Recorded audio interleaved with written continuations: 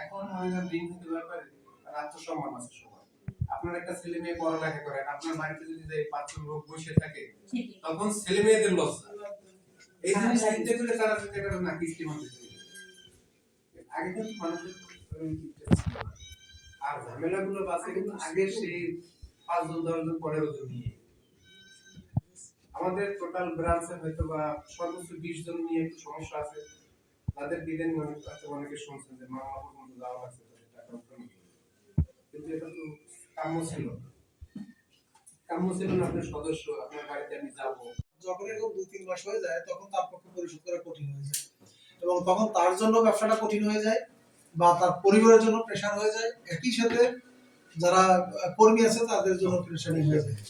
যারা যে টাকাটা নেয় সেই টাকাটা যদি সঠিকভাবে তার ব্যবসার কাজে বা যে লক্ষ্যে নিচ্ছে সেই লক্ষ্যে ব্যবহার করে তাহলে টাকাটা সঠিক হয়। কিন্তু আমরা বেশিরভাগ ভুলটা করি, যেমন আমি আমাকে দিয়ে বুঝি যে আমি ফার্মিং বিজনেসে আছি, আমি যখন এই ব্যবসা করতেছি টাকাটা নিচ্ছি, আমি লোন চাচ্ছি, দিচ্ছে, খুব ভালো লাগতেছে, এই টাকাটা নিয়ে আমি পাশে একটা জমি বিক্রি হচ্ছে ভালো দামে, এই টাকাটা ওখানে ইনভেস্ট করবো, কিন্তু জমি থেকে তো তাৎক্ষণিক আমি রেজাল্টটা পাচ্ছি না। এরপরে দেখা যাচ্ছে আমার ভাইয়ের বিয়ে, ভাস্তের বিয়ে, ছেলের বিয়ে, মেয়ের বিয়ে, এখানে টাকাটা আমি ইনভেস্ট করে ফেলতেছি, মানে ওই টাকাটা সঠিক উন্নয়ন পথে নাই। যখনই উন্নয়ন পথে থাকে না তখনই সমস্যা তৈরি হয়। এটা হলো আমাদের যা আমাদের ব্যক্তিগত। এখন আমি তো বলি প্রতিষ্ঠানের দিক থেকে যে আপনাদের যেমন দেখা যাচ্ছে টাকাটা যেটাকে বলা যায় যে মাঝে যে সমস্যাটা ছিল যে টাকাটা সঠিকভাবে ওরা দিতে পারেনি, যেমন আমি নিজেকে দিয়ে যা চলমান ভিজিট হয়ে গেছে, সব হয়ে গেছে, কিন্তু আপনাদের হয়তো ভিতরে কত প্রবলেম ছিল যে কারণে সঠিক সময় টাকাটা আপনারা পরিশোধ করতে পারেন, যে কারণে আমাকে ক্লোজ হয়ে বের হয়ে যেতে হয়েছে। আবার আমি শুরু করছি কেন, আমি তো ওই সময় থাকতাম, তাহলে দেখা যাচ্ছে আমার অনেক টাকা দরকার, আমি যে ব্যবসা করি আমার ব্যবসার পারপাস বলতে গেলে 30-40 লাখ টাকা দরকার, এত টাকা তো আপনারা এসএমই লোন নাই, আপনারা সেভাবে দিচ্ছ না, যেহেতু ক্ষুদ্র প্রতিষ্ঠান ক্ষুদ্র লোনেরই টার্গেট। তো সেদিক থেকে আমার দাবি হচ্ছে যে এসএমই লোনগুলো আপনাদের চালু হলে আমাদের জন্য সুবিধা হয়। আমরা যারা একটু বর্ধিত পরিসরে কাজ করতে চাই, বর্ধিত পরিসরে আমরা যারা বর্ধিত পরিসরে কাজ করতে চাই আমাদের জন্য বিষয়টা সহজ হয়। আর সেই ক্ষেত্রে একটা জিনিস প্রতীয়মান যেটা হচ্ছে যে অনেক সময় দেখা যাচ্ছে যে কিছু মানে উল্টাপাল্টা লোকের কাছে, অর্থাৎ দেখা যাচ্ছে যে যোগ্য ব্যক্তির কাছে টাকাটা আপনাদের না যাওয়ার কারণে হয়তো আপনাদের খেসারত দিতে হয়, তার কারণে কারণ আপনারা ঊর্ধ্বতনের চাপে পড়ে হোক আর যেভাবে হোক মনে করেন এই লোনটা আমাকে দিতে হবে, হয়তো টার্গেট আছে যে এই মাসে আমাকে এতটা লোন দিতে হবে, তখন আপনারা অস্থির হয়ে যোগ্য জায়গায় যোগ্য টাকাটা না যায় আপনাদের যেমন খেসারত দিতে হয় তেমনি আমরা যারা রেগুলার আছে আমাদের খেসারত দিতে হয়, কারণ আপনারা ওখানে তাদের কাছে বাধাপ্রাপ্ত হওয়ার কারণে আমরা যারা রেগুলার আমরা কিন্তু সঠিকভাবে টাকাটা পাই না। এই মৌসুমি লোন নিতাম, আবার ঠিক টাইমে পরিশোধ করতাম, এমনি একটা লোনও নিতাম। আর এখন পর্যন্ত এখনো বর্তমানে আমি লোন নিচ্ছি। আসলে আমাদের মতো আমরা যে শ্রেণীর লোকজন, আমরা এই সমিতি না থাকলে, এনজিও না থাকলে আমরা ছেলে মেয়ে অথবা সংসার আমরা কিছুতেই আমি করতে পারতাম না। আমার সংসার আমি আমার দিয়ে বলছি, আমি সমিতি এনজিও খুবই পছন্দ করি, কারণ এ না থাকলে আমি আমার সংসার আমি চালাইতেই পারতাম না। আর লোন নিয়ে আমি অনেক উপকৃত হয়েছি। আমার একটা ঘের আছে, মৎস্য চাষ করি, মাঝে মৎস্য আমি লোন নিই, ফার্ম আছে। এনজিও আমার কাছে খুব ভালো, এবং বিডিএস আমার কাছে সবচেয়ে প্রিয়। আমি অনেক বছর ধরে বিডিএস একটা লোন লেনদেন করি, আর স্যারেও এসে আমার যখন আমি লোনের কথা বলি তখন স্যার লোন আছে। আর হ্যাঁ, স্যারের মৎস্য লোনটা আবার যদি চালু হয় আমার ভালো লাগে। আমি এবার মাঝে মাঝে স্যারের বলি, স্যার একটু সুযোগ যে লোনটা আছে ওই লোনটা আমার একটু দেন, সুবিধা থাকলে চালু করলে ভালো হয়। একটু সুযোগ সুবিধা ছাড়া আমাদের না দিলে তো আমরা পারি না। পরিচয়টা একটু বলেন দিদি স্যার, আমাদের এখানে মহিলা মেম্বার। আমার নাম পবিত্রা বিশ্বাস, সাদুল্লিপুর 7-9 নম্বরের মহিলা।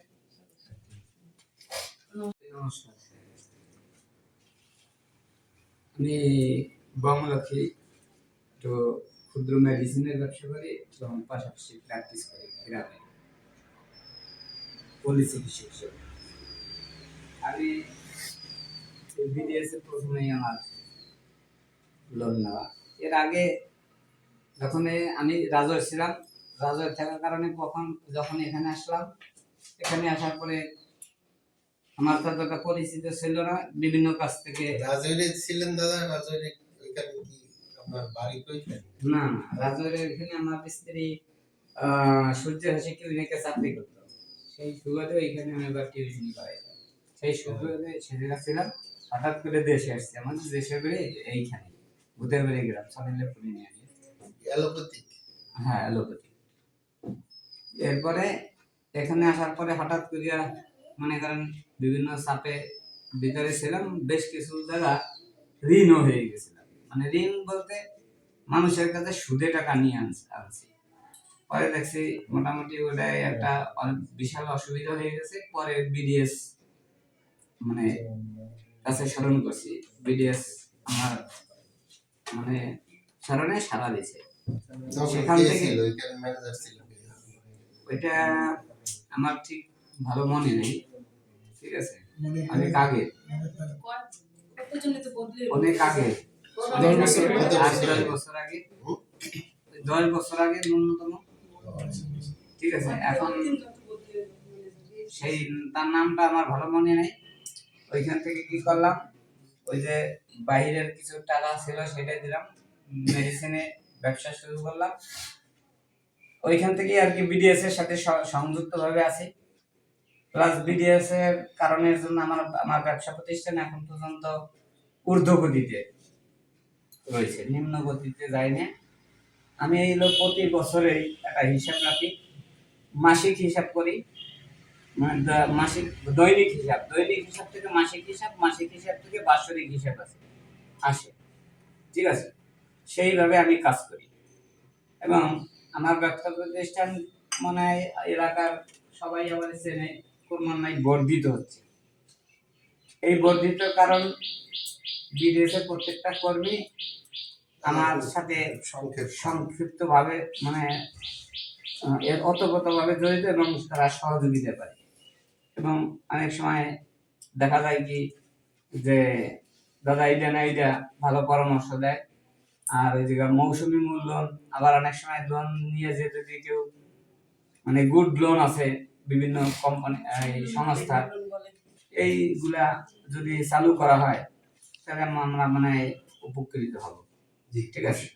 এটা হলো আমার বিমা করলো মাঝে মাঝে হ্যাঁ, আমাদের ভাই ওই হ্যাঁ বিমা, মাসে 200 টাকা আমরা রাখলাম। বিমা 200-500 বিমাটা আচ্ছা, ডিপিএসটা আর এই যে মৌসুমী লোন যেটাকে বলে, এই দুইটা আমাদের জন্য তোর দাবি রইল। এইগুলো আমার ঠিক আছে, ধন্যবাদ দাদা।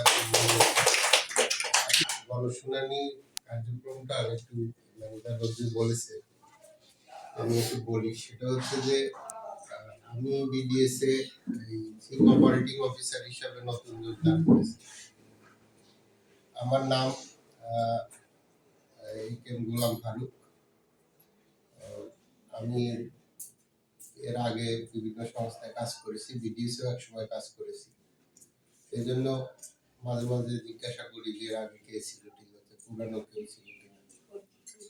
তো এখন এটা মানে আমাদের এই সেবাটা আমরা দিচ্ছি আর আপনাদের ডিমান্ড, এই দুইটার সাথে আমি একটু মিলকরণ করে আমি প্রোগ্রামটাকে একটু ঢেলে সাজাতে চাচ্ছি। তো সেই জন্য মানে আপনাদের সাথে আজকে বসা। আমার কথা আমি পরে বলবো, আগে আপনাদের কথা শুনবো। সেই জন্য এখন এরপরে কে বলতে চাচ্ছে? বিডিএস এর বাড়িতে কিন্তু আমার জন্ম, মন্ডু বাবু পিটার গায়ে ফিলিপানের তা পয়লা বিডিএস আনছে। আমরা ক্লাস 5-এর আমি এই নারকেলগুড়ি স্কুলের তার সমিতি করছি বিডিএস। তখন আমি এখানটা যে আমার বিয়ে হয়ে গেছে 85 সালে, পরে আর কি সমিতি আমার বন্ধ দিছি।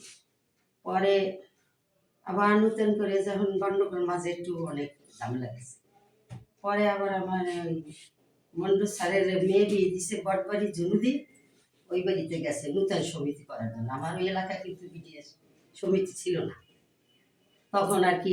জুনুদি বলছে যে আমার নাম কিন্তু ডাক নাম পাখি, বলছে কি পাখি আছে খালি ভুতুরিয়া, তার দিয়ে বলেন সমিতি হবে বলছে বলেন্দ্র থেকে না, তার মেয়ে বটবাড়ি। পরে আর কি ওরা ম্যানেজার স্যারে যে ছিল ওনার নাম যে কি আমার সমিতি কিন্তু 16, 11, 13 সালে করা। আমার সমিতির নাম ছিল সোনারতরী, কিন্তু পরে আবার এলো বলে ইয়া স্যারেরাই এবার নাম দিছে তাজমহল। আমি সভাপতি। তাই স্যার আমার এই সমিতির যে উপকার, আমি 3টা ছেলে মেয়ে পড়াইয়া মানুষ করছি, বিডিএস এর টাকা দিয়ে আসতো আমি ঘর পর্যন্ত আমি দেওয়াইছি, আমি দেই এই ঋণ। আর এখনো আমি আছি মৎস্য ইসের লোন দিছি, আমি দিতেছি। আশা করি আমি যতদিন বিডিএস থাকবো ততদিন আমি যেটা থাকলে আমি থাকবো, আর আমার সদস্যরও তাদের আমি বইয়ে রাখি। এই জন্য করতে স্যার ধন্যবাদ। আমি তো মনে করেন এই 7-8 বছর জমিতে বেরিয়েছি। 7-8 বছর আমি আইসা আমার বিয়ের পরের থেকে সংসারের কাছে, আমি আইসা বিডিএস এ ভর্তি হইয়া বিডিএস থেকে মনে করেন আমি এক এক করে আস্তে আস্তে আস্তে আস্তে সব কিছুর মানে উন্নতি করতেছি। এই যে কয়েকদিন আগেও বিডিএস থেকে লোন নিয়ে কিনেছি। আশা করি বিডিএস থেকেই মানে আমার সংসার সব ই করতে পারবো। তার জন্য একটু সুবিধা আছে। মনিন্দ্র স্যারে বলছে কি যে আমি যাবো কিন্তু তোমরা কেউ ছেড়ে না। আমার হেরিতে একটা প্রতিদিন আমি এই সমিতিতে 5 জন থাকলেও আমি থাকবো, এটা আমার ইচ্ছে।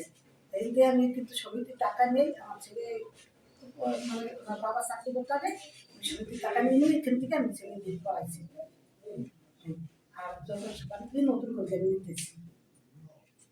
আর দিদিরা যে বলছে ওই কথাই আমার সেই কথা। বিটিএস বহুদিন ধরে মাঝে একটু বাদ গেছিল, তারপরেও ধরেন আমি বিগত মনে হয় 12 বছর ধরে এই বিটিএস আছি। বিটিএসটা সব দিক দিয়ে ভালো, এবং আমরা যদি খুব ভালোভাবে লেনদেন করি আর স্যারেরাও আমার সাথে একটু সুযোগ সুবিধা দেন, মনে হবে সবকিছুই ভালো হবে। আর কি বলবো, শেষ করছি। বৈশাখ মাসে ছাড়তেছি, ওই সময় যদি আমি লোনটা নিতে পারি 30,000 কি 40,000 টাকা মাছ ছাড়া, বা আমার যদি 1 লাখ টাকা দরকার আছে ছাড়লাম, আমরা 6 মাস 7 মাস মাছটা পালন করে বিক্রি করলে আমরা টাকাটা সুন্দরভাবে দিয়ে দিতে পারি, কোনো সমস্যা নেই। আর গুড লোন আমাদের অনেক গুড লোন আমাদের অনেক সুবিধা অসুবিধা, যেমন যারা এখন আমরা এই জমিতে ধান চাষ করতেছি, এখন অনেকে তো টাকার মধ্যে ধান চাষ করতে পারে না, সার দিতে পারে না, এখন এটা পাইলে আমাদের অনেক আর কি সুবিধা। আর বিদেশ এমন একটা সব সংস্থা থেকে আমি মনে হয় 6-7টা সংস্থায় আছে, সব করে কি আমি এরকম লোন নেওয়া নেই, কিন্তু আমি এরকম জমা দেই টাকা।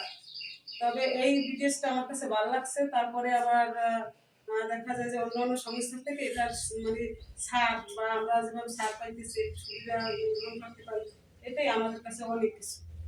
আর এই বিদেশ যারা কর্মী তারাও আমাদের সাথে আমরা ভালো ব্যবহার করে তো তারাও করবে, এবং আমরা ব্যবহার খারাপ করলে